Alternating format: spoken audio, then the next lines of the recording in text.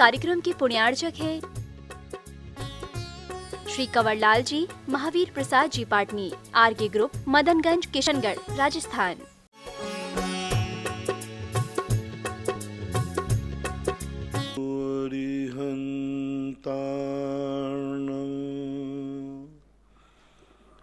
नमो सिद्धार्णं नमो आयर्याणं नमो वज्रायाणं नमो लोये सवसाहूर्णं।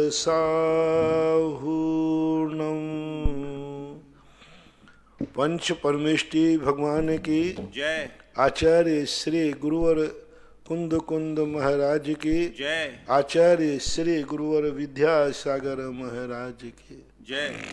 परम पूजनीय निर्यापक श्रवण पूज्य श्री सुधा सागर जी महाराज की जय। चुल्लक श्री धैर्य सागर जी महाराज की जय। पूज्य श्री के चरणों में समस्त जिज्ञासा कर्ताओं की ओर से कोटि कोटि नमोस्तु। पूज्य श्री कोटा से नमिता जैन जी पूछती हैं, नमोस्तु महाराज जी, समस्त संघ के लिए भी वंदन। नमोस्तु महाराज जी, 72 कलाओं में से 2 प्रमुख करी गई जीविका जीव उद्धार कला 72 ने उल्टा लिख दिया। एक जीव की जीव उद्धार, फिर कहा कि आत्महित का प्रयत्न पूर्वक प्रयास करो, इसका क्या मतलब होगा? कला 72 पुरुष की जाब में 2 सरदार, एक जीव की जीविका दिशा जीव उद्धार। इन 2 में से भी उन्होंने फिर एक कहा कि इन दोनों में से श्रेष्ठ कौन है?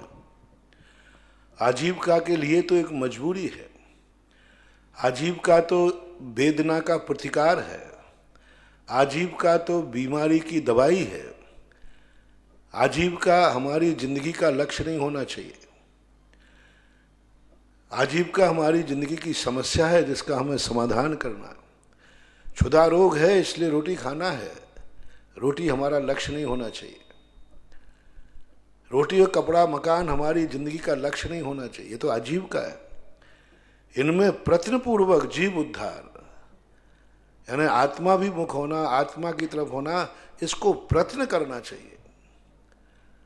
सदा प्रयत्न, जैसे बने तैसे प्रयत्न करना चाहिए, क्योंकि जीव उद्धार कठिन है।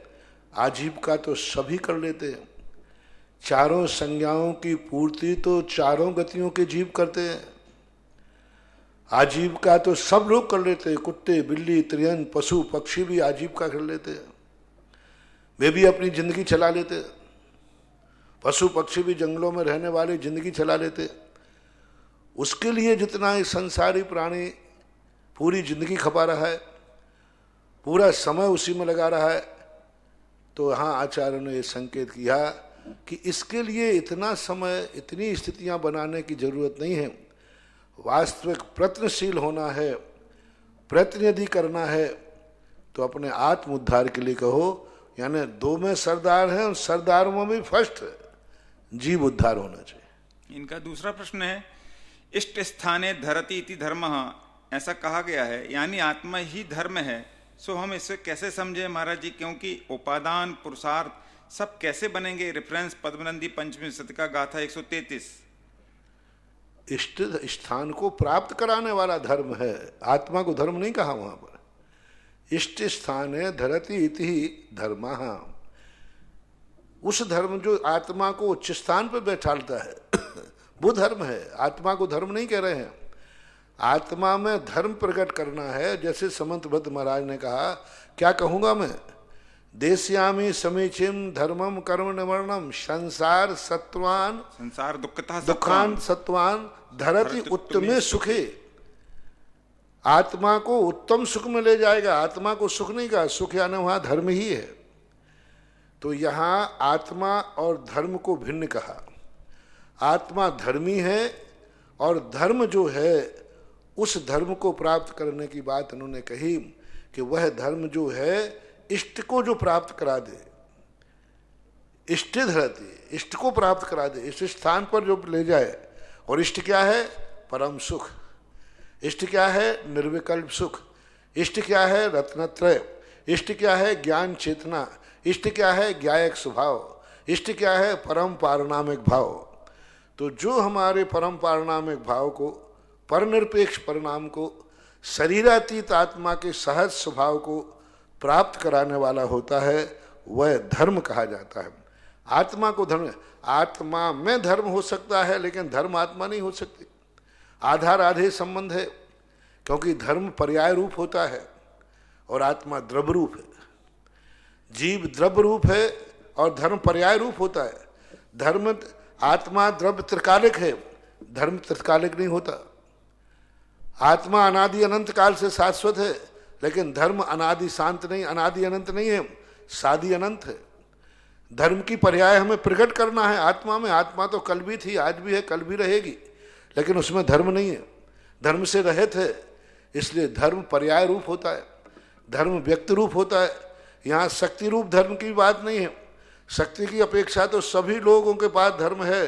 निगोदिया जीव भी भगवान है, निगोदिया जीव भी शक्ति की अपेक्षा उसके पास सब है। तो यहाँ शक्ति की चर्चा नहीं है। धर्म वही है जो आत्मा को इष्ट स्थान को प्राप्त करा देता है, यानी आत्मा के अंदर वह पर्याय व्यक्त कर देता है। क्योंकि अव्यक्त पर्यायों से, जो सत्ता में शक्ति अंश पर्यायों से हमें कोई सुख मिलने वाला नहीं है, आनंद आने वाला नहीं। शक्ति की अपेक्षा तो अभी भी मैं सिद्ध हूं, लेकिन सिद्धों का आनंद नहीं आ रहा।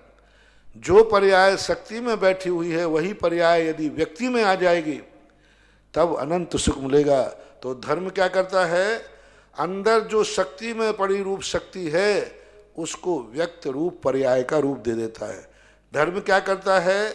दीपक जो है, जो दीपक सामान भुजा हुआ दीपक है, तो धर्म उस दीपक की ज्योति को जला देता है। दीपक को ही जलाएगा, लेकिन दीपक ज्योति नहीं है। उस दीपक की ज्योति कौन जलाएगा? धर्म जलाएगा। अपने आत्मा भुजा हुआ दीपक है, अपने आत्मा में घी बाती सब कुछ है, लेकिन वो धर्म माचिस रूपी धर्म काड़ी लगेगी तो वह ज्योति हो जाएगी। इसलिए ये धर्म की परिभाषा है। अभिषेक जैन मोदी भैंसदेही, बैतूल जिला मध्य प्रदेश से।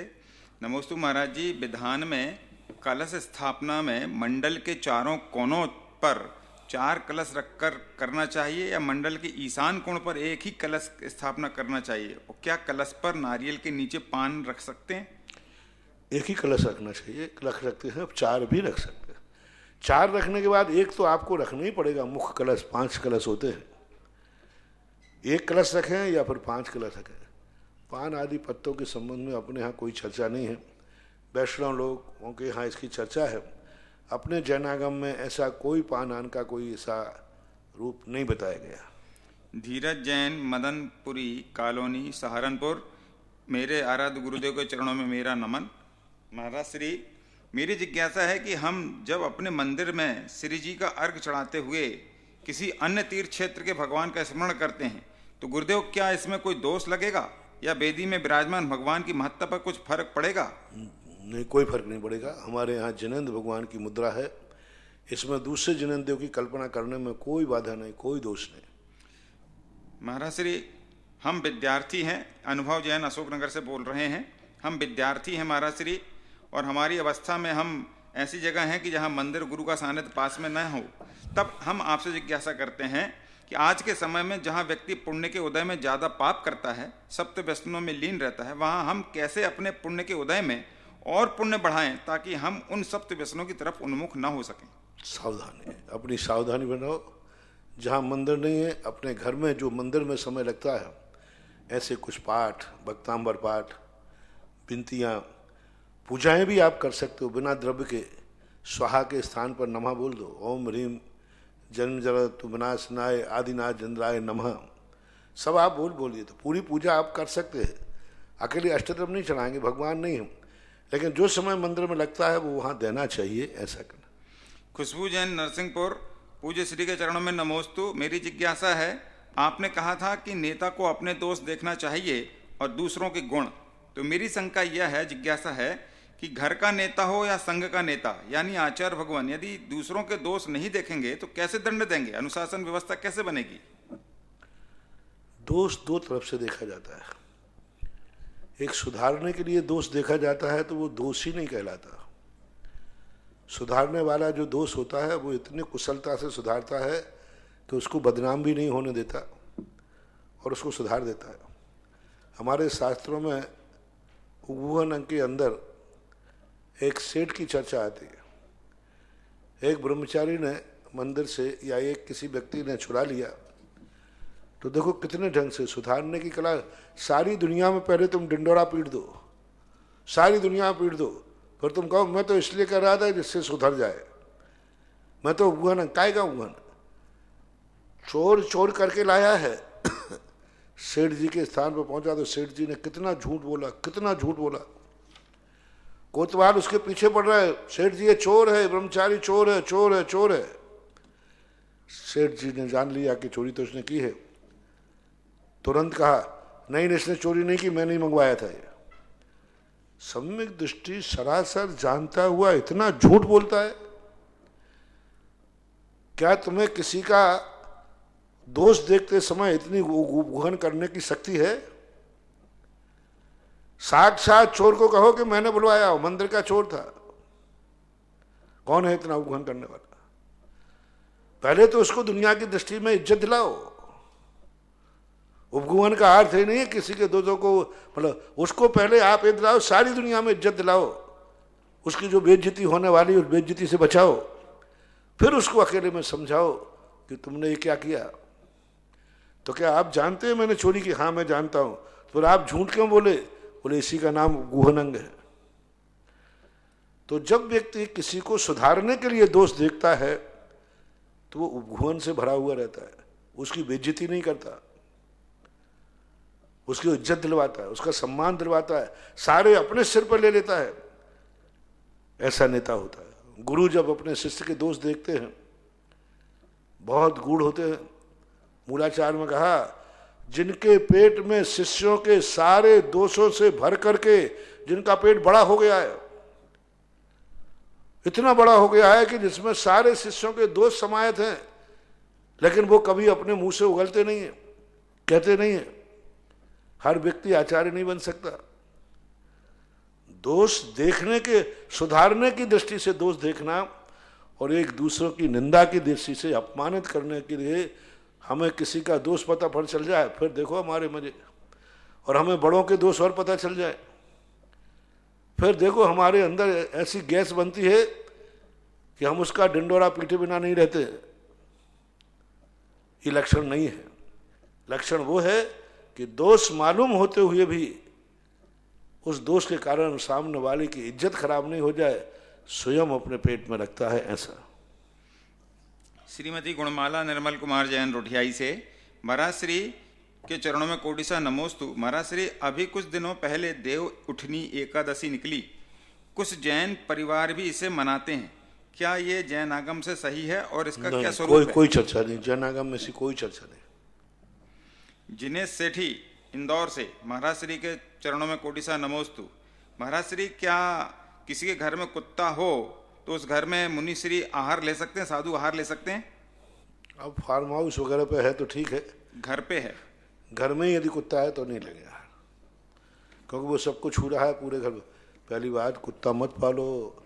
जिन घरों में कुत्ते पलते हैं सारे परिवारों में कुत्ते की जाति आ जाती है। सब परिवार में कुत्तों जैसे लड़ते हैं, कुत्ते जैसे भिड़ते हैं। मैंने कई घर देखे जिनके घरों में कुत्ते होते वे वही रखते हैं जो निस्संतान होते हैं, जो अकेले होते हैं, कोई नहीं होता उनके घर में, निस्संतान है, इसलिए वे कुत्ते पालते हैं। बाल बच्चे वालों को, परिवार वालों को कुत्ता कभी नहीं पालना चाहिए शौक से। उसके कारण कुत्तों में नियम से आपसी में इतने राग द्वेष हो जाते हैं, बाप बेटे रगड़ पड़ते हैं, कलह हो जाती है, क्योंकि कुत्ता अपनी जाति को मारता है, कुत्ता अपनी जाति से द्वेष रखता है, कुत्ता कुत्ते को देख के भौंकता है। ऐसे ही परिवार में जो कुत्ते पालते हैं वे अपने परिवार के लोग को ही झगड़ा करते हैं, नहीं पालना चाहिए, बहुत दोष है कुत्ते को पालना। अब वो बात रखती कि राजा सैनिक लोग जो पालते थे वो सैनिक के रूप में पालते थे, शौक के रूप में नहीं पालते थे। वो एक पालतू के रूप में पालते थे, सेना के लिए, सुरक्षा के लिए, जैसे गाय बैल आदि पाले जाते, हाथी पाले जाते, ऐसा कुत्ता पालता। तुम लोग तो कुत्ते शौक के लिए पालते हो, शौक के लिए कुत्ता पालना महान दोष है। नकुल जैन रावत भाटा, नमोस्तु गुरुदेव। तीर्थंकरों के केवल ज्ञान होने के बाद इंद्र कुबेर को समवसरण रचना करने के लिए कहता है, फिर रचना होती है, तो क्या केवल ज्ञान और समवसरण होने के बीच कुछ समय का अंतराल रहता है? नहीं नहीं, तो एक क्षण की बात है, निमित्त निमित्त एक संबंध होता है, वहाँ कोई कुछ नहीं, एक क्षण में सारे पूरे के पूरे 16 स्वर्गों में खबर पहुंच जाती है। एक मिनट में सौधर्मबिंद का सिंहासन हिलता है, सौधर्मबिंद का सिंहासन हिलते ही कुबेर को सूचना मिल जाती है, अपने आप समझ लेता है कि कुबेर देवराज का आदेश है कि समवसरण की रचना करो। वहां सब काम इशारे से होता है, सेकंडों में होता है। पुष्पेंद्र जैन, टीकमगढ़, मध्य प्रदेश। गुरुदेव, यदि किसी मुनि महाराज के आहार चल रहे हों, श्रावक की लापरवाही से अंजलि में चम्मच गिर जाए तो क्या अंतराय माना जाएगा? अब ये सब चीजें साधु के ऊपर आश्रित है। कौन सी चम्मच गिरी? दाल में, कड़ी में, दूध में आदि सनी हुई चम्मच गिरी कि सारे चौके को गंदा कर दिया, ऊपर डाल दिया। अब एक छोटी मोटी चम्मच गिरी, तो ये सब चीजें विवेक की होती हैं। साधु तात्कालिक सोच लेता है क्या करना चाहिए क्या नहीं करना चाहिए। विपिन जैन, मैनवार, महाराज जी नमोस्तु। शाम के टाइम समाधि भावना पढ़ सकते हैं कि नहीं? पढ़ सकते। वंदना जैन, सतना, मध्य प्रदेश। नमोस्तु महाराज जी, ये प्रश्न हो गया। ज्ञान कुमार, कर्नाटक से। ज्ञान कुमार, नमोस्तु गुरुदेव, मेरे बेटे का जन्म मूल नक्षत्र के चौथे पाए में हुआ था, अभी 22 वर्ष का है। अजैन पंडित आदि कुछ मिथ्यात्व की क्रिया करने को कहते हैं, किंतु मैं बिल्कुल सहमत नहीं। अब आप बताएं कि हम क्या करें, उसके पढ़ाई एवं स्वास्थ्य में रुकावट आ रही है। पहले बहुत कई बार कह चुका हूँ, सारे दुनिया के सभी ग्रहों के लिए पंच परमेष्टि विधान आपके लिए सब कुछ। पांचों परमेष्टियों का जो स्वरूप है वो हर प्रकार के ग्रह को शांत करने की शक्ति रखता है। खंडेला के अंदर जब महाबीमारी फैली थी, उस समय यही पंच परमेष्टि विधान, पंच परमेष्टियों की आराधना की गई थी और उस आराधना से महाबीमारी दूर हुई। सप्त ऋषियों के आवागमन हुआ था मथुरा के अंदर, एक मथुरा के अंदर भी आया था। उस समय भी ऋषियों की पूजा हुई थी, वे भी ऋषि थे, सप्त ऋषि थे वो। तो इन पंच परमेष्टि में ये पंच गुरु हैं, पंच ऋषि हैं, पंच परमेष्टि हैं, जो इनकी आराधना से संकट दूर हो सकते हैं। हर कार्य के लिए जो भी तुम्हारे बचाए, चाहे शनि बताएं, चाहे साढ़े साथी बनाए, चाहे किसी ग्रह की महादशा बनाए, चाहे मांगलिक बनाए, पंच परमेष्टि नमोकार मंत्र जपना है और पंच परमेष्टि पूजन करना है। ये सबके निवारण का एक मल्टीपर्पस विधान है, पूजा है। अतिशय जैन, कोटा, नमोस्तु महाराज जी। संसारी जीवों के सदा काल कौन सा सम्यक दर्शन बना रह सकता है? संसारी जीवों के सदा काल तो कोई सम्यक दर्शन नहीं रहता है, जीवन भर रह सकता है। जीवन भर में और सदा काल में अंतर है। जीवन भर क्षयोपम सम्यक दर्शन रह सकता है, छायक सम्यक दर्शन रह सकता है। छायक सम्यक दर्शन संसारी जीवों को सदा नहीं बनाती है, 4 भाव के बाद उसको मोक्ष जाना ही पड़ेगा। जीव की अपेक्षा का हो तो सादा मना छायक सम्यक दर्शन एक बार होकर नहीं मिटता। क्षयोपम सम्यक दर्शन का उत्कृष्ट काल 66 सागर वर्ष तक है, इससे ज्यादा नहीं है। इनका अगला प्रश्न है, मेरा सम्यक्त हमेशा बना रहे, कोई दोष न लगे, महाराज श्री, इसके लिए हमें क्या उपाय करना चाहिए? सम्यक दर्शन के 8 अंग, 3 मूर्ता, 8 मदों से अपने आप को बचाना चाहिए। सम्यक दर्शन के जो शंकादि दोष हैं उनसे बचना चाहिए। 25 दोष है, इनका चिंतन करना चाहिए, इनको अच्छी तरह ज्ञान में लाना चाहिए और दृढ़ता रखना चाहिए। विजय जैन, मुंबई से। मुनिश्री के चरणों में बारंबार नमोस्तु। महाराज जी, क्या सत्य एकांतवादित्व नहीं होता? क्या सम्यक का अर्थ सम तो नहीं, पर सम जैसा यानी उचित है, अन्यथा इसमें यक का अर्थ क्या है? सम्यक शब्द एक अपने आप में शब्द बना हुआ है। समीचीन, एक क्या है, समीचीनता। सम्यक का जैसे समीचीन, सम चीन, समीचीनता, इसी प्रकार सम्यकता, समीचीनता। तो सत्य एकांतवादी है? नहीं, ऐसा नहीं है। समीचीनता का अर्थ एकांतवादी नहीं, बैलेंस। समता का वाची है, बैलेंस, हर चीज को सापेक्ष करना, किसी चीज का निषेध नहीं है, अनेकांतवादी है। सापेक्ष कहो, समता कहो, साम भाव कहो, ये सब एकार्थवाची है। और एकार्थवाची और समीचित जब कहा जाता है तो उस समय अनेकांत आता है, एकांत नहीं आता। ऋषभ जैन सूरत से पूरे परिवार की ओर से मुनि श्री के चरणों में कोटि सा नमोस्तु। महाराज जी, मेरा प्रश्न है, जैन धर्म के अनुसार मांगलिक दोष होता है क्या, और यदि होता है तो विवाह के वक्त इसका क्या निवारण है? शास्त्रों में तो ऐसा कोई शब्द मिला नहीं, लेकिन ज्योतिष शास्त्रों में इन ग्रहों का प्रभाव पड़ता है, रहता है। इसके निवारण के लिए मैंने पहले ही बता दिया, पंच परमेष्ठी का स्वरूप है। सबसे ज़्यादा मंगल के स्वामी जो है सिद्ध भगवान का स्वरूप है। सिद्ध परमेष्ठी विधान करो, सिद्ध चक्र मंडल विधान करो, सदा सिद्धों का ध्यान करो, सिद्धों का अपने मस्तिष्क के ऊपर सिद्धों को धारण, या लोक के शिखर के उपभाग में सिद्धों का ध्यान करो। नमा सिद्धेभ्य ध्यान करो कि भगवान ज्योति पुंज रूप 3 लोक के ऊपर सिद्धालय में विराजमान है। सिद्धों के गुणों का चिंतन करो, सिद्ध चक्र मंडल विधान करो। ये सब मंगल की शांति के लिए कार्यकारी हो सकते हैं। राजकुमार जैन, बैंक वाला, झालरा पाटन, गोत्र में मरण या मृत्यु हो जाने पर कितने दिन का सूतक लगता है? पीढ़ी का कोई प्रश्न नहीं है। तो पीढ़ी यदि नहीं है तो गोत्र का कोई सूतक नहीं होता। ऋषभ जैन, अंकुर कॉलोनी, सागर से नमोस्तु गुरुवर। जिज्ञासा है, व्रति श्रावक ज्ञान के 8 अंगों का पालन करते हुए क्या त्रिलोय पंडिती का स्वाध्याय कर सकता है? यदि हाँ तो स्वाध्याय करने का आशीर्वाद देने की कृपा करें। कर सकते, कोई बात नहीं। त्रिलोय परिणति को सावधानी पूर्वक, विनय पूर्वक, काल की मर्यादा उसकी निश्चित करो और समय भी निश्चित करो, और उसके बदले में कुछ न कुछ त्याग करो। और जो स्वाध्याय का काल है निश्चित स्थान करो, जहाँ कहीं स्वाध्याय लेके मत बैठ जाना, नहीं तो दुकान पर बैठ जाओ। हाँ, एक निश्चित स्थान, पवित्र स्थान हो, शुद्ध स्थान हो, घर का भी हो तो शुद्ध स्थान हो, और बड़े पवित्र भाव से करें, कोई बाधा नहीं। किरण जैन, बड़ौदा, गुजरात, नमोस्तु महाराज जी। महाराज श्री घर पर नलों में पानी की थैली लगाते हैं ताकि हमेशा छना पानी उपयोग में आए। यदि थैली 24 घंटे बंधी रहती है और गीली रहती है तो उसमें दोष है क्या? देखो, नल के पानी के छानने में हिंसा से तो तुम बच नहीं पाओगे, फिर भी छन्नी लगाना, भक्षण से बच जाओगे। नल में यदि आपने छन्नी लगा दी तो जीव तो मर रही है, क्योंकि वो लौट के पानी में तो जाएंगे नहीं, उसी छन्नी में मर जाएंगे।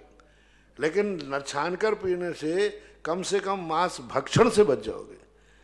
जीव का मरना और जीव का भक्षण करना, दोनों में बहुत अंतर है। कमलेश कुमार जिलाई, पूज्य गुरुदेव के चरणों में कोटि था नमोस्तु। जिज्ञासा है, आपके मंगल प्रवचन को सुनकर हमारे गांव के मंदिर जी में नियत समय पर अभिषेक शांति धारा करते हैं, जिसके प्रभाव से मंदिर जी में जो श्रावक वर्ष एक बार भी मंदिर नहीं आते थे, वो अब आने लग गए हैं। अधिकांश श्रावक मंदिर जी में अभिषेक शांति धारा देखने आने लगे। मंदिर जी का विकास भी ऊंचाई पर पहुंचा है। तो गुरुदेव, मेरी जिज्ञासा है, यह नियत समय अभिषेक शांति धारा का चमत्कार है या श्रावकों की संख्या बल का? क्योंकि अनेक बार बाहर से आने वाले रिश्तेदारों द्वारा हमारे यहाँ शांति धारा देखने के बाद कहते हैं शांति धारा वाकई यहाँ देखने लायक होती है, और हमारे यहाँ शांति धारा प्रतिदिन पुण्यारज राशि से ही होती है। समाज भी बहुत छोटा है, 7-8 परिवार ही हैं, लेकिन उत्साह बहुत अच्छा है। झिलाई बहुत अच्छा है। कोई गांव? देखो क्या होता है, हर चीज नियत होना चाहिए। हम तुम्हें 2 उदाहरण दिए देते हैं। एक उदाहरण है, मनुष्य को भोजन भी नियत समय से करना चाहिए, सोना भी नियत समय से चाहिए, मंदिर भी नियत समय से जाना चाहिए।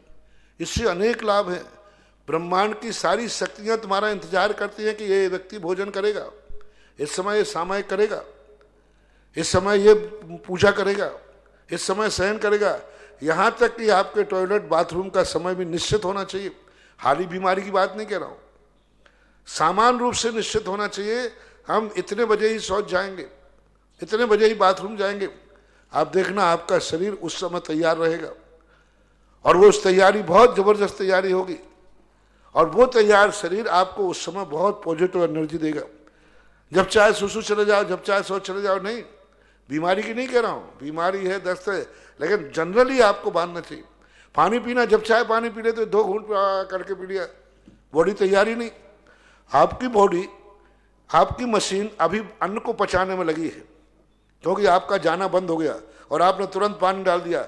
अब वो मशीन पचाने का कार्य कर रही थी, तो अब तुमने नया जो भोजन डाल दिया उसको ग्रहण करे या पचाए, वो दुविधा में पड़ जाती है, बंद हो जाती है, जठराग्नि बिगड़ जाती है। यदि आपने कह दिया कि नहीं मशीन तैयार है, वो तैयार रहेगी, ये इतने बजे पानी पीता है, तो उस समय वो मशीन सब कार्य रोककर आपके पानी को एक्सेप्ट करने को तैयार रहेगी। आपका भोजन करने का आपने देखा होगा, यदि आपका भोजन 6 महीने नियत कर लीजिए, आपको उतने ही समय पर भूख लगेगी जितने समय पे आप भोजन करते हैं। और यदि भोजन 1 घंटे टाल दीजिए, भूख मर जाएगी, यानी बॉडी ने समझ लिया कि अब यह भोजन आने वाला नहीं है। जिस समय पे आप फिक्स करिए, सब चीजों का फिक्स करिए शरीर में। जिस समय चाय पीते उसी समय याद आती, फिर एकदम टाइम। हाँ, चाय भी आप देखना ना, जिस समय आप पीते हो 6 महीने पियो, उसी समय आपका सिर दर्द चालू होगा, उसके उसके पहले नहीं हुआ। सब चीजें दे, सबके लिए, गाय जानवरों के लिए भोजन खिलाओ, टाइम से खिलाओ, टाइम से पानी पिलाओ। जब चाहे गाय बैल को पानी नहीं पिलाया जाता, टाइम फिक्स करो। वह गाय इतनी रुचि से पानी पिएगी, इतनी ताकत आएगी उसमें, उसको पहले प्यार, उसको मालूम है कि हमें इतने बजे पानी मिलता है, उतनी बजे पानी पिलाइए, आगे पीछे पिलाने की जरूरत नहीं है। आप उसे खिलाने का टाइम निश्चित कर दीजिए। आप देखो गाय बैल व जानवर भी इंतजार करते हैं, वो समय है। यानी अच्छे लोगों की एक नीति है, अच्छे लोग अपने हर कार्य को नियत कर देते हैं। वास्तु कहती है नियत क्षेत्र, हर कार्य जहां तहां मत करो, एक क्षेत्र निश्चित करो। पूरे मकान में भोजन मत करो, निश्चित करो भोजन हमारा यहीं होगा। हर कहीं मत सो, सोने का स्थान अलग होगा। वास्तु ने सबसे बड़ी ये बात कही, पूरे मकान का हर चीज आपकी नियत करो, हर स्थान पर माला में फेरो, नियत स्थान करो, हर से स्थान पर चर्चा मत करो, नियत स्थान करो। यहां तक कि तुम्हारे लिए रोना है तो अलग स्थान बनाओ, रुदन कक्ष, कोप कक्ष बनते थे राजाओं के यहां, अलग, सब जगह कोप नहीं कर सकते। तो ये आपके घरों में वास्तु क्षेत्र निश्चित करो, काल नियत करो। काल नियत और क्षेत्र नियत यदि तुमने कर लिए तो आपको बहुत पॉजिटिव एनर्जी मिलना शुरू होगी, सकारात्मक एनर्जी। ब्रह्मांड की सारी शक्तियां तुम्हारी तरफ आकर्षित होगी। पूजा का भी नियम करो, यही समय पूजा का है, टाइम मिलना चाहिए घड़ी का। सबसे बड़े देखो, हम साधुओं के लिए समय बांधा, हम तुम्हारे लिए तो छोड़ो, हम लोगों को सामायिक का समय फिक्स कर दिया। इसी समय सामायिक होना, आगे पीछे सामायिक करोगे सदोष माना जाएगा। फिक्स कर दिया, प्रतिक्रमण फिक्स कर दिया, आहारचर्या फिक्स कर दी, जब चाहे हम आहार को नहीं निकल सकते। स्वाध्याय फिक्स कर दिया, इसी समय स्वाध्याय करो। अन्य समय स्वाध्याय करने में अकाल की परंपरा बना दी, सकाल में स्वाध्याय करना, अकाल में स्वाध्याय नहीं करना। तो ये सब चीजें बहुत समय की पाबंदी होना ही चाहिए, अच्छी चीज है। श्रीमती हीरा जैन, अंकुर कॉलोनी, सागर से, नमोस्तु गुरुवर। अभी हम कर्मकांड का स्वाध्याय कर रहे हैं, उसमें 148 कर्म प्रकृतियों का विवेचन निकल रहा है। सभी प्रकृतियों की परिभाषा तो समझ में आ जाती है महाराज श्री, लेकिन गत्यानुपूर्वी समझ में नहीं आ रही। कृपया करके चारों अनुपूर्वी के बारे में समझाने की कृपा करें। गत्यानुपूर्वी का अर्थ ही है जिस गति में जा रहा है उस गति से आ रहा है, जिस गति में जा रहा है, जिस गति, उस गति का अनुकरण करते हुए उसको बिगाड़ना नहीं। जैसे मान लो कोई मनुष्य देव गति जा रहा है, तो मनुष्य का जो आत्मा के प्रदेशों का आकार है वो मनुष्य गति के आकार का बनाए रखना, क्योंकि शरीर छूट गया। अब शरीर छूट करके आत्मा के प्रदेश फैल सकते, बिखर सकता है नहीं। अनुपूर्वी क्या करती है, जिस शरीर में से निकल के आत्मा गई है उसी शरीर का आकार बनाए रखना। यहां तो अपन ने मान लिया कि शरीर अनुगुण देह परमाणु उपसंगार समृद्धो छेदा बराबर बना रहता है, लेकिन अब शरीर छूट गया तो आत्मा बिखर नहीं जाए। तो अनुपूर्वी कहते हैं नहीं, मैं अभी तक, जब तक नया शरीर नहीं मिलेगा तब तक हम पूर्व शरीर को बनाए रखेंगे। इसे गत्यानुपूर्वी कहते हैं। 32 वर्षों से निरंतर जिज्ञासा समाधान कराने वाले निर्यापक श्रवण मुनि पुंगव श्री सुधासागर जी महाराज के चरणों में जिनवाणी व सुधा कलश के दर्शकों द्वारा बारंबार नमोस्तु नमोस्तु नमोस्तु। विश्व के बड़े बाबा की स्वर्ण वेदी का कार्य। मैं स्वर्ण दान के लिए 5100 रुपये की राशि से कैलाश चंद जी, सुशीला, विमल, विजय, नमित जैन, सोनी परिवार, भिलवाड़ा, कैलाश जी एवं पौत्र निदीप के जन्मदिवस के उपलक्ष्य में। और दूसरा नाम आया है 5100 रुपये की राशि से सुशीला जी, ललित जी, प्रयास जैन, सामरिया परिवार, भवानी मंडी से। पहली जिज्ञासा अंशिका जैन, दिल्ली से। महाराज श्री नमोस्तु। मुनिश्री, जब आयु बंद होता है उस समय आगम में यह बताया है कि इस समय परिणाम भाव अत्यंत तीव्र न हो और अत्यंत मन न हो, ऐसा क्यों कहा जाता है? इसका क्या कारण? बांधना है ना किसी भाव से। आटे में पानी अधिक भी नहीं हो, कम नहीं हो। कम डालोगे तो भी नहीं गुथा जाएगा, ज़्यादा डाल लोगे तो भी नहीं गुथेगा, क्योंकि अगले भाव की हमें स्थिति बांधना है। यदि अधिक उत्कृष्ट परिणाम रहेंगे तो बंद ही नहीं करेंगे, क्योंकि तो विशुद्ध परिणाम है। अति संक्लेश परिणाम रहेंगे तो कर्मों को बंधने नहीं देंगे, वो तो उस समय बहुत ज़्यादा विघटन की स्थिति है। जैसे बस यही मान ले, आटे को गूंथने के लिए अधिक और कम पानी नहीं चाहिए, मध्यम चाहिए। इसी प्रकार से प्रभव की स्थिति बांधने के लिए मध्यम परिणाम चाहिए। अनुश्री जैन, भोपाल से। महाराज श्री नमोस्तु। क्या अपने बेटे का नाम हिरीम रख सकते हैं बीजाक्षर पर? नहीं रखना चाहिए। और साक्षी जैन, जतारा, नमोस्तु। महाराज श्री, जैसे कोई शुरू में पूर्वजों को मानता है या अन्य देवी देवताओं को मानता है, कुछ और मुनि होकर भी कहते हैं कि कुछ लोगों के प्रति वात्सल्य भाव रखो, पूर्वजों के और भी लोगों की, क्योंकि जो अपने घर में आ जाता है उन्हें अनादर नहीं करना पड़ता, नहीं तो वो परेशान करते हैं। मार्गदर्शन करो। नहीं, पड़ोसी के बाप को मैं बाप नहीं मानूं, इसमें कौन सी नाराज की बात है? हम ये थोड़ी करेंगे पड़ोसी के वो बाप नहीं है, लेकिन मेरा पिता नहीं है, बस बात इतनी सी बात है। नहीं करना चाहिए, कोई परेशान नहीं करता। ये सब कहने की बातें हैं। हर व्यक्ति अपने पिता को पिता कहने में किसी को नाराजगी होती है तो वो उसकी मूर्खता है। अपन को ऐसा समन्वय नहीं करना चाहिए। अपना देवता जो है वो देवता देवता ही है। तुषार जैन, मुंबई। महाराज श्री नमोस्तु। गुरुजी, आपसे दान और धर्म की महिमा सुन के मन खुश होता है। गुरुजी, हमारे घर में एक सदस्य जो बोलते रहते हैं, दान, पूजन, मंदिर में बैठने और उसे थाली का द्रव्य उस थाली में रखने से धर्म नहीं होता, ना उसमें पुण्य होता है। मन में शांति हो वही पुण्य है। अपनी वजह से किसी के चेहरे पर खुशी आ जाए वो पुण्य है। ये दान, पूजन, मंदिर बनवाना धर्म नहीं है। जिज्ञासा, तो ये मकान आदि बनाना भी धर्म। मन में शांति है तो शांति है, काहे को मकान बना रहे हो? ये दुनिया भर के भोजन पानी करने में क्या फायदा? मन में शांति है तो शांति है। इस थाली का उठा के इस थाली में डालना, और यहाँ तो खाने के पहले तो वो भोजन ठीक भी था, खाने के बाद तो मलमूत्र बनता है। कभी विचार किया? खाने के पहले ठीक ठाक है, खाने के पहले पानी शुद्ध है, पीने के बाद तो मलमूत्र बनता है। तो तुम पानी पीकर मलमूत्र ही तो बना रहे हो, भोजन खा करके मलमूत्र मांस ही तो बना रहे हो। मन शांत रखो, मन शांत रखो। ये खाने पीने से क्या होता है? पहनने ओढ़ने से क्या होता है? कपड़े को ढकना है, ये दुनिया भर के नए कपड़े क्यों पहनते हो? कपड़े तो शरीर तो ढकना है, टाट की पट्टी से शरीर ढक लो ना। ऐसा नहीं है। हर क्रिया अपने आप में महत्वपूर्ण है। भौतिक क्रिया एक बहुत बड़ी क्रिया है। चलो तुम पारमार्थिक चीज नहीं मानते हो, सांसारिक तो मानते हो। चाइना ने एक बहुत बड़ी खोज की भारत के इस द्रव्य पर कि भारतीय लोग अपनी पूजा में चावलों का ही प्रयोग क्यों करते हैं, क्यों चावलों का प्रयोग करते हैं, और भोजन के लास्ट में चावल क्यों खाते हैं। इन दोनों पर खोज की गई।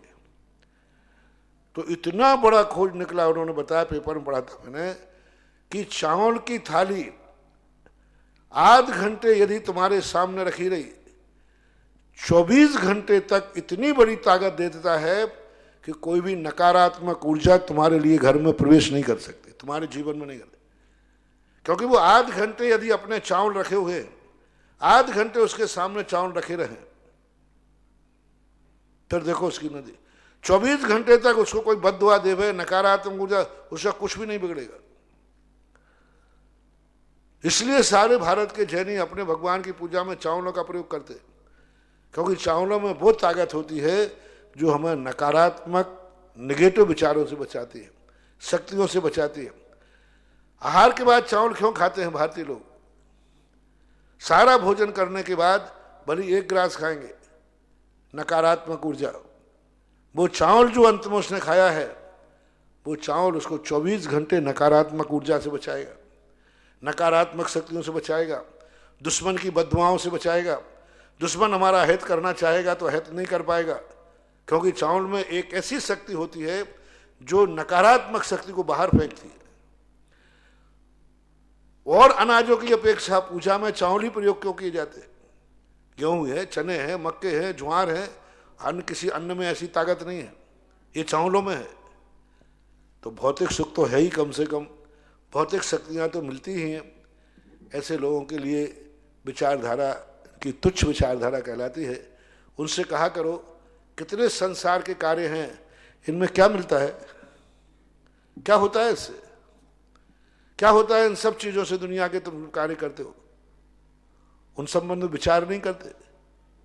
महाधर्म के संबंध में होता है, अरे भगवान के ऊपर पानी ढालने में क्या होता है? इधर भी 10 लोटा पानी ढालने में क्या होता है? कपड़े की सफाई करना है तो कर लो ना, कपड़े धोना है धो लो, प्रेस करने में क्या होता है उनसे पूछो। टिनोपाल देने से क्या होता है? शरीर ढकना है तो बिना प्रेस के धो लो, साफ कर लो, फिर प्रेस क्यों करवाते हो? क्या होता है इससे? ऐसे 1000 प्रश्न उनके ऊपर बौछार कर दो, फिर तुमसे बोलना ही बंद कर देंगे। अगली जिज्ञासा अजीत जी ठग इंदौर से।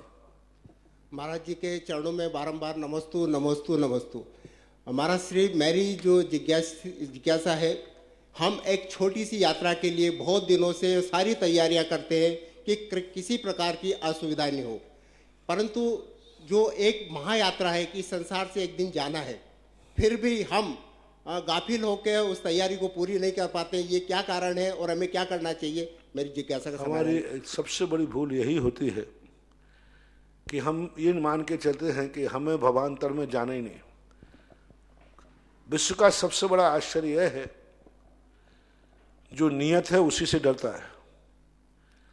संसार से हर व्यक्ति पूछो तुम्हें सबसे बड़ा भय कौन सा है, बोले मरने का, और मौत ही निश्चित है। मौत से डरता रहता हमेशा, कितनी भी स्थिति आ जाए बचने का प्रयास करता, तैयारी तो करता ही नहीं है। और जो मौत आने पर मौत की तैयारी करते हैं, मात विश्व का एक जैन दर्शन ऐसा है जिस दर्शन ने मौत की तैयारी करने की बात कही। मृत्यु महोत्सव, संलेखना, समाधि मरण में पाठ में आया है कि हे प्राणी, एक व्यक्ति जब दूसरे गांव की यात्रा करता है तो तुम कहते हो रो मत, रो मत, अपशकुन हो जाएगा, कहते ना, अरे भाई चुप रहो, सब लोग बाहर जा रहे हैं। और यहां तुम्हारा व्यक्ति मरण को प्राप्त होकर देशांतर में जा रहा है, उसकी पहले तुमने रोना धोना शुरू कर दिया, उसकी यात्रा में अमंगल कर रहे हो। कोई जाता है तो रोया नहीं जाता, तुम तो पहले से रोने बैठ गए। दूसरा, जब कोई यात्रा पर जाता है तो तिलक करते हो, बढ़िया घोर सुविधाएं देते हो, और ये तो दूसरी यात्रा देशांतर भवांतर जा रहा है, तुम्हारी कोई तैयारी नहीं, कोई शगुन नहीं, कोई मांगलिक नहीं, कोई शुभ बातें नहीं, खूब शुभ चर्चाएं नहीं, कोई नहीं समझाता। जैसे यात्रा पे जाते सब जो देखो सावधानी से जाना, अच्छे से जाना, पहुंच जाओ तो ऐसे जब मरने लग जाए कोई नहीं कहता अच्छे से मरना, अच्छे से मरना, समता भाव रखो, शांति से जाओ, पहुंच जाओ तो समाचार देना, खबर दे देना। तो कुछ नहीं, ये सब अज्ञानता है। व्यक्ति ये समझ रहा है दुनिया मरेगी, मैं नहीं मरूंगा। बस ये जो सबसे बड़ी भूल है, मैं नहीं मरूंगा, दुनिया मरेगी, दुनिया मर रही है, मैं तो अमर हूं। अपने आप का नंबर नहीं मानता है, इसलिए सब कुछ होता है। बाकी तो अपने आप तो स्पष्ट कहा, राजा राणा छत्रपति हाथी यानी के असवार, मरना सबको एक दिन अपनी अपनी बार। ये वस्तु स्वरूप यदि समझ में आ जाए तो मौत भी सामने आ जाती है तो वह मौत को वेलकम करता है, उससे डरता नहीं। लाखों वर्षों तक जीऊं या मृत्यु आज ही आ जावे। महाराज जी, इसी से संबंधित एक दूसरा प्रश्न मेरा है कि एक अंतिम यात्रा जो व्यक्ति की निकलती है और उस समय उसको अरिहंत नाम सत्य है, सत्य बोलो गत्य है। एक बहुत मतलब मार्मिक प्रश्न पूछ रहा हूँ, ये जो हम सुनाते हैं वास्तविकता, ये जो जिसके लिए हम बोल रहे हैं वो तो सुन नहीं रहा है, और जो चल रहे हैं वो सुन रहे हैं पर उनको कोई असर नहीं होता है, तो ये क्या कारण है कि उसकी जिज्ञासा? ये जो सुनाया जाता है मुर्दे को नहीं सुनाया जाता है, ये चलने वालों को बताया जा रहा है। देखो ये चला गया सब छोड़कर, राम नाम सत्य है, सत्य वजह से गत्य है। ये अपन लोगों को सुनाया जाता है जो मुर्दे में चलते हैं। अब वो भली नहीं सुन रहे तो बात अलग है, लेकिन सुनाने का पर्पस तो इसी को है कि देखो इसके साथ कुछ नहीं गया, जो इसने धर्म किया है वह सब इसके साथ जाएगा, बाकी सब यहीं पड़ा रह जाएगा। वस्तुतः किसी ने भी ये नीति चलाई थी जिसने बोला था जो साथ में चलने वाले हैं इनको वैराग्य दिलाने के लिए, इनको धर्म की तरफ मोड़ने के लिए पंक्ति चली थी। अब वो न सुने, ये सुनने वालों की भूल है। अगली जिज्ञासा ऑडियो के माध्यम से। महाराज जी के चरणों में मेरा और मेरे परिवार की तरफ से त्रैवार नमोस्तु। मैं अमिता जैन पनागर से। महाराज जी मेरी जिज्ञासा ये है कि ऐसा कौन सा पाप कर्म का उदय आता है जो डेली अभिषेक पूजन करते हैं और अगर बीमारी आती है तो भगवान को क्यों भूल जाते हैं? अब क्यों भूल जाते हैं, ये तो अपना स्वयं का प्रमाद है। व्यक्ति तभी भूलता है जब भगवान को से अपन व्यापार करते हैं, भगवान को अपन साधन बना लेते हैं। भगवान साध्य है, साधन नहीं। भगवान हमारे काम नहीं आवे, हम भगवान जैसे बनना है। हम लोग क्या चाहते हैं कि भगवान मेरे काम आवे, मेरे दुख दूर करे, मेरे संकट दूर करे, और नहीं करता है तो हमें एलर्जी हो जाती, घृणा। मैंने इतना धर्म किया फिर भी मेरे ऊपर संकट आ गया, मेरी तो धर्म से घृणा हो गई। मैं इतना धर्म करता हूँ, अभिषेक करता हूँ, पूजा करता हूँ, तो भी मेरा व्यापार नहीं चल रहा, तो भी मेरा दुर्घटना हो गई, तो भी मेरे परिवार में ये हो गया। इतना अभिषेक पूजन करता हूँ, मेरे परिवार को कोरोना हो गया। इतना सब कुछ धर्मात्मा थे, फलाना व्यक्ति मर गया। अरे भाई, धर्म से इसका क्या संबंध है? धर्म दुख मिटने का नहीं है, धर्म भगवान बनने का साधन है। तुम भगवान नहीं बन पाए तो इसलिए ऐसा हो गया। तो ये सब लोग धर्म को इस दृष्टि से मानते हैं कि मैं धर्म कर रहा हूं तो मेरे ऊपर कोई संकट नहीं आएगा। मैं धर्म कर रहा हूं इसलिए चाहे भले कुछ भी करूं, मैं तो गंगा जी नहाया, अब कुछ भी पाप करो मुझे पाप बंद नहीं होगा, मैं तो शिखर जी होके आ गया। तो ये जो मिथ्या धारणाएं बनी हुई हैं, ये धारणाओं के कारण से ऐसा होता है। यदि ये वो जान ले कि नहीं धर्म अलग है, कर्म अलग, संकट आया है हमारे पूर्व के बुरे कर्मों से, और धर्म जो कर रहा हूं मैं अच्छे व्यक्ति बनने से, अब मैं अच्छा करूंगा क्योंकि मैं धर्मात्मा हूं। तो स्वार्थ बुद्धि जो हो जाती है उस कारण से ऐसा होता है।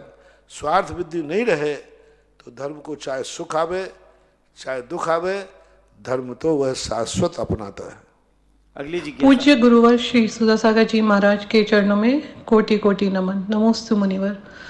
गुरुवर, मेरी शंका है कि बहुत से परिवारों में देखा जाता है कि पीढ़ियां बीत जाती हैं लेकिन लक्ष्मी का अभाव रहता है, और बहुत से परिवार कुछ करे बिना भी बहुत समृद्ध होते हैं। तो लक्ष्मी किन के यहाँ ठहरती है और किन कारणों से आपसे रुष्ट हो जाती है? कृपया समाधान कीजिए। बहुत पूरी जिंदगी निकल जाती है लेकिन उस घर में से 1 रुपए का दान नहीं निकलता। लिखा रहे ना आप, पूरी जिंदगी निकल जाती है, लक्ष्मी के कभी दर्शन ही नहीं होते, रूठी रहती है। तो मैंने ऐसे कितने परिवार देखे हैं जिनकी जिंदगी निकल जाती है, उनका कभी 1 रुपए का दान नहीं हो, कभी ये दान नहीं हो। हर स्थान पर देख लीजिए। बिजोलिया में अभी कितने लोग होंगे, केवल ज्ञान स्थली है, केवल ज्ञान स्थली है भगवान पारसनाथ की। इतना बड़ा तीर्थ क्षेत्र है, 24 तीर्थंकरों में पहला तीर्थ क्षेत्र है जिनके भगवान का केवल ज्ञान का स्थान अपन को पता चल गया। लेकिन अभी बिजोलिया में कितने लोग होंगे जिन्होंने कभी अभी इस क्षेत्र पर 1 रुपए का भी दान नहीं दिया हो। उनके नाम का कोई एक कमरा भी नहीं होगा, उनके नाम की कोई एक वेदी नहीं होगी, कुछ भी नहीं होगा। पूरी जिंदगी निकाल दिया, और कह दूं पीढ़ी भी निकल गई। कहो 2-2, 3-3 पीढ़ी निकल गई हो नहीं हो। अब कर्म कहता है जब जिंदगी भर पीढ़ी धर तूने इतना बड़ा छेद पा करके रान नहीं दिया, तो लक्ष्मी कहती है कि अब तेरी जिंदगी निकल जाएगी, तू अपने घर में कभी लक्ष्मी के दर्शन नहीं करेगा, क्योंकि बोया ही नहीं तुमने। दान एक बीज है। पूरे जैन आगम में एक लक्ष्मी आने का मात्र एक साधन है दान। दान रूपी बीज नहीं बोएगा, फसल कभी आने वाली नहीं है। कितने लोग हैं ऐसे संसार में जिन्होंने अपनी जिंदगी में कमाया है, आज भी, आज की तारीख में कमाते हैं, खूब कमाते हैं, खर्च करते हैं, होटलों में, घूमने में हाउसफुल चल रहे हैं। आज जिनके यहाँ एक होटल थी, आज वहाँ दूसरी, तीसरी, पांचवी होटल बन गई। किनके पैसों से बनी? आपके पैसों से। और आज तीर्थ क्षेत्रों में धर्मशालाएं जो हैं वही धर्मशालाएं चल रही हैं। क्यों? यानी आपका पूरी जिंदगी निकल गई पापों में पैसा खर्च करते। कभी अच्छे कार्यों में किया, कभी कोई स्कूल खुलवाया, कभी विद्यालय खुलवाया, कभी किसी गरीब की सेवा कराई, कुछ नहीं किया। टेट फॉर टेट, जैसा करोगे वैसा भरोगे। तो जिंदगी भर हमने दान नहीं दिया, ऐसी की चर्चा तो अपन को ध्यान में नहीं आती है। लेकिन हमारे यहाँ जिंदगी निकल गई, कभी पैसा देखा ही नहीं, ये कारण है। और जिनके दरवाजे पैसा आ रहा है, भले वो आज पापी हो, अधर्मात्मा नहीं हो, लेकिन उनके भवान्तर उठा के देखो, जिन्होंने अपनी भोजन की थाली उठा करके दान में दे दी, जिन्होंने किमिक्षक वरदान दान के बोर्ड लगा रखे थे, रावण का उठा के देखो, ऐसे ही सोने की लंका नहीं मिल गई उसको। पूर्व भगवान तो में उसने किमिक्षक दान दिए हैं। जो मांगोगे वो दूंगा, जो मांगोगे, कोई शक्ति नहीं, कोई नहीं कि जितने दूंगा मैं, जो मांगोगे वो दूंगा। उस किमिक्षक वरदान का परिणाम था आज उसने जो चाहा वो हुआ। लौंग सोने की लंका चाहिए, बन गई, अक्षय निधियां आ गई। तो ये है, तो बीज पर ध्यान दो। हम फसल नहीं आने पे कहते हैं कि हमारे यहाँ तो फसल नहीं आई, तुमने बोया था, बोले बोया तो नहीं है, तो फिर कैसे संभव है? जैसे फसल बोए बिना फसल, बीज बोए बिना फसल नहीं आ सकती, इसी प्रकार दान दिए बिना अमीरी नहीं आ सकती। ये आगम का सिद्धांत है। अगली जिज्ञासा ऑडियो महाराज श्री के चरणों में समस्त शिवरार्थियों की तरफ से दिनेश गंगवाल का बारंबार नमोस्तु नमोस्तु नमोस्तु। महाराज श्री, मेरी जिज्ञासा है, आपने सातों ग्रहों का उपचार पंच परमेष्टि में बताया। बहुत सारे शिवरार्थियों की जिज्ञासा है महाराज श्री कि राहु और केतु का पंच परमेष्टियों में का ध्यान करते हुए या मंत्रोच्चार करते हुए हम किस प्रकार उपयोग करें। दूसरी जिज्ञासा है महाराज श्री, हाँ बोलो, क्या एक ही मंत्र से या ओम नमो सिद्धाणम या ओम ह्रीम नमो सिद्धाणम से सूर्य और मंगल की आराधना, क्या एक ही मंत्र से दो दो ग्रहों की भी आराधना की जा सकती है? जिज्ञासा है महाराज श्री। दोनों तरफ से ये है कि राहु और केतु मूल ग्रहों में नहीं आते। जब मूल ग्रह ही अपना पावरफुल रहेगा तो राहु केतु अपने आप उस मूल ग्रह के अनुसार आते। ज्योतिष शास्त्रों में राहु और केतु डायरेक्ट अटैक नहीं करते, सीधा प्रभाव नहीं डालते, ये दूसरे को ढकते हैं। ये सूर्य चंद्रमा के प्रकाश को ढकते हैं, तुम्हारे लिए बाधा पहुंचा सकते हैं। लेकिन यदि आपका दूसरा ग्रह पावरफुल है तो वह अपने आप में प्रभावहीन हो जाते हैं। इसलिए इनकी अलग से चर्चा जैनाचार्यों ने या मूल सूत्रों ने नहीं की। आपने देखा कि जितने ग्रह होते हैं उन्हीं ग्रहों के ऊपर 7 नाम रखे गए, सोमवार, मंगल, बुध, गुरु, शुक्र, शनि, रवि। लेकिन राहु केतु किसी दिन का नाम नहीं रखा। क्यों नहीं रखा राहु? क्योंकि राहु केतु स्वयं अपने आप में पावरफुल नहीं है, ये दूसरे के साथ मिलकर के अपना कार्य करते हैं। इसलिए जो उन जैसे ग्रहों के दबाव में आते हैं उन ग्रहों के साथ इनको सेटल करना पड़ेगा, और उन ग्रहों की माला फेरने, जाप देने पर इनका स्वतः समाधान हो जाता है। पंच परमेष्टि को मैंने कहा, यदि विशेष रूप से करना है तो 24 तीर्थंकर होते।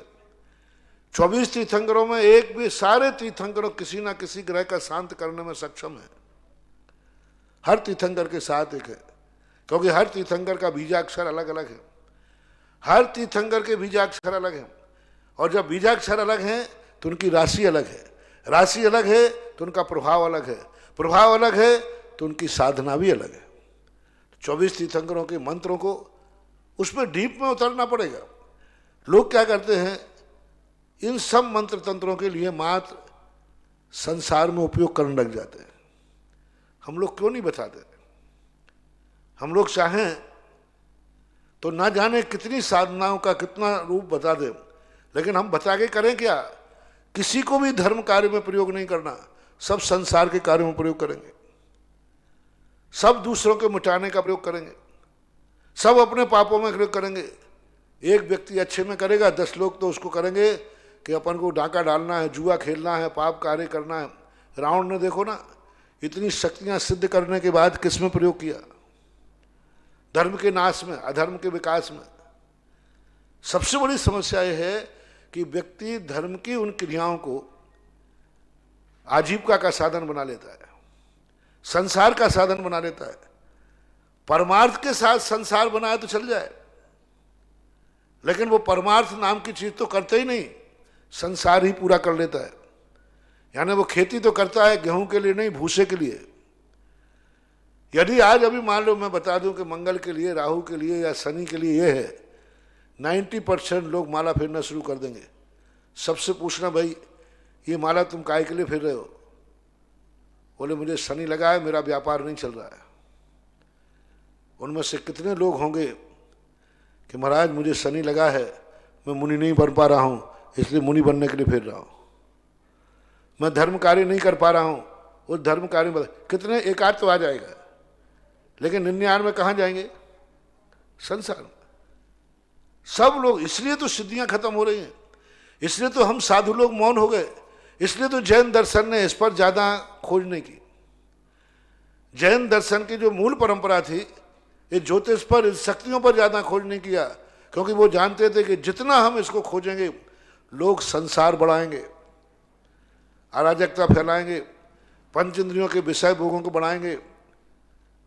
यदि कोई व्यक्ति को ताकत की दवाई बताई जाए कि इस ताकत, मैं एक पूछता हूं सारी दुनिया से, दिनेश बाबू आपसे पूछता हूं, आप पूछना सबसे, मैं बूढ़े को जवान करने का मंत्र दे रहा हूं, दे नहीं रहा हूं अभी, चिंता नहीं करना, कि जितने बूढ़े हैं जो हमारे पास बूढ़े आ रहे, महाराज जी अब मेरे से कुछ नहीं होता, अभिषेक का लोटा नहीं उठता, अब मैं कोई त्याग व्याग कर नहीं सकता। अच्छा क्यों? महाराज बूढ़ा हो गया, अब मेरे से खड़े होते नहीं बनता, मेरे दर्शन करते नहीं बनता, सब बहाने बना लेते। और बहाने टाल किस पर देंगे? मैं बूढ़ा हो गया, इस पर टालेंगे। चलो कोई बात नहीं, बूढ़े के कारण सब छूट रहे हैं, मैं सबको जवान करता हूं। जितने बूढ़े हैं 70-80 साल के, वे सब 40-45 साल के जवान हो जाएंगे। जवान होने के बाद लोग धर्म करेंगे या फिर से अधर्म चालू कर देंगे? अधर्म करेंगे। हर बूढ़ा जवान हो जाएगा और उसकी पत्नी मर गई तो पुनः शादी करेगा कि ब्रह्मचारी बन के महाराज बनेगा? बूढ़ा हो गया, मान लो उसकी पत्नी मर चुकी है या पत्नी बूढ़ी हो गई,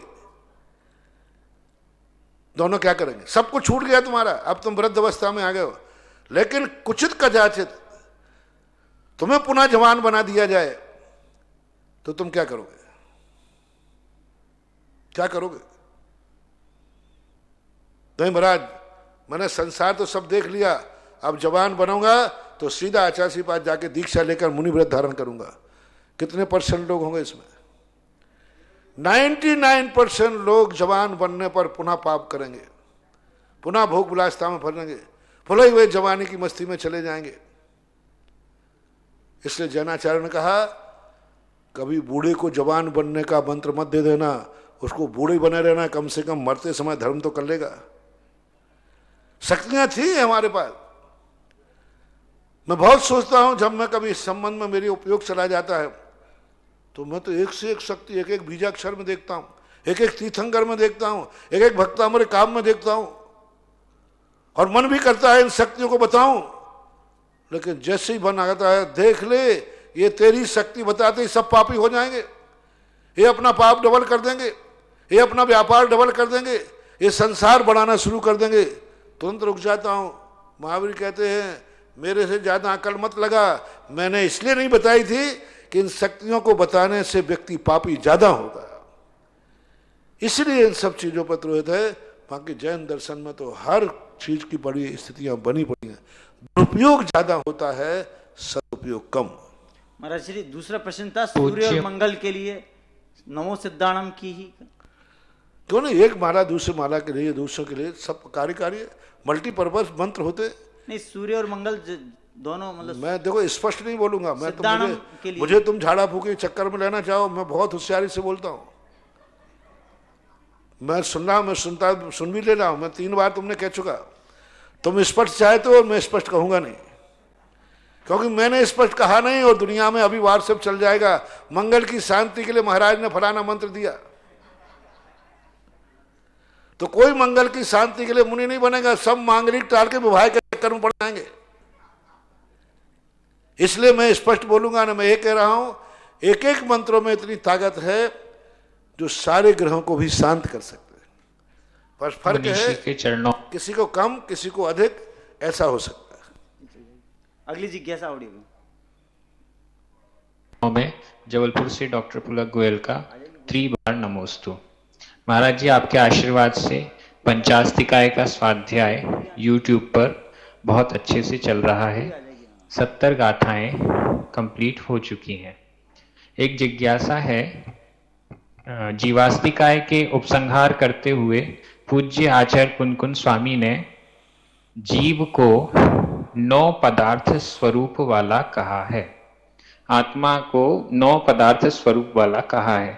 तो यहाँ पर प्रश्न ये है कि 9 पदार्थों में तो अजीव भी आता है, तो जीव को अजीव स्वरूप वाला कैसे समझा जा सकता है?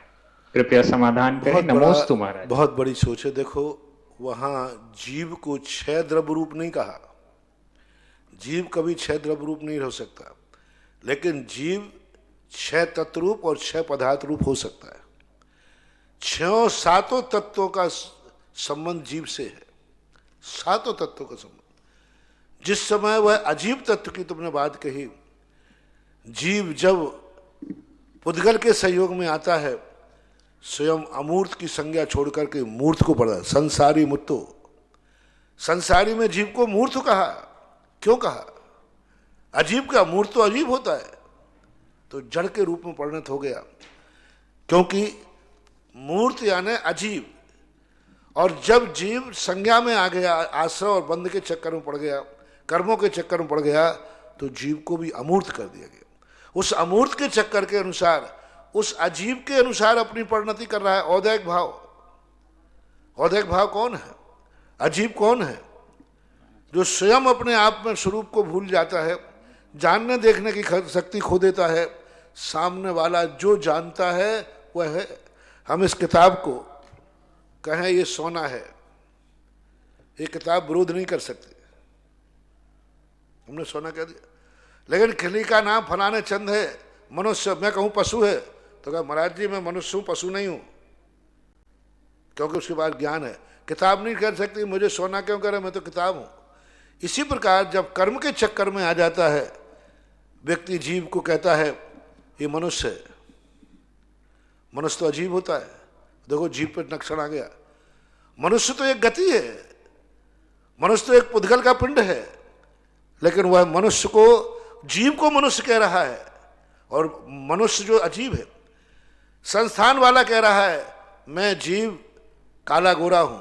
अब काला गोरा तो अजीब होता है, और तुम कह रहे हो ये काला है, मैं गोरा हूं, मैं नाटा हूं, ये सब क्या है? अजीब के तत्व। ये अजीब के लक्षण में तुम कह रहा मैं। संसार अवस्था में जो जो अजीब के हैं, बताओ काला गोला रंग आदि, ये किसकी पर्याय है? पुद्गल की पर्याय। और जीव अपने आप को मानता है मैं काला हूं, मैं गोरा हूं। अब कालो गोरा पुद्गल की पर्याय है, मान लिया ना अपने आप को अजीब। इसी प्रकार मेरा संघनन है, संघनन तो पुद्गल की पर्याय, हड्डियों की शक्ति है। अब कह रहा मेरी ताकत, मेरा संघनन, मेरा समचतुर संस्थान। समचतुर संस्थान तो पुद्गल का होता है, आत्मा तो संस्थान से रहित है, लेकिन फिर भी मानता है संस्थान है। तो इस प्रकार की कितनी चीजें हैं जो संसार में व्यवहार से अजीब को मैं रूप मानता है, मेरा रूप नहीं। मैं रूप, मैं मनुष्य हूं, मैं गोरा हूं, मैं काला हूं, मैं नीच हूं, मैं उच्च गोत्री हूं। अब गोत्र तो क्या पुद्गल की पर्याय है? पुद्गल की पर्याय है, लेकिन वो कहता है मैं नीच हूं, मैं उच्च हूं। तो ये जो पुद्गल के सारे गुण होते हैं वह मैं रूप में जीव स्वीकार करता है संसार दशा में। इसलिए जीव अपने आप को अजीवत्व पदार्थ को भी पाता है। यानी पदार्थ यानी अजीब संज्ञा भी जीव को मिलती है संसार दशा में, जैसे संसार में मूर्तिका।